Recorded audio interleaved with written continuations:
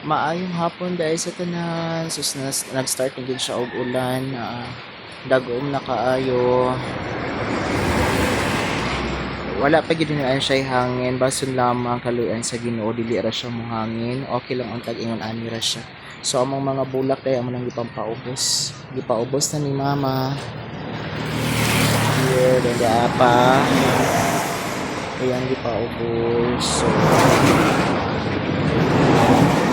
ang amo rin yung solar system okay na charge na po siya, ready na ni siya yung gabi.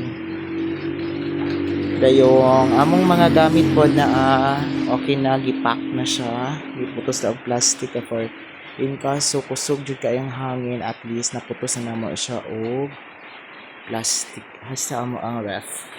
Okay. So, maayong hapon di ay sa pag-usab og amping ta kanunay. Stay safe everyone and God bless us all.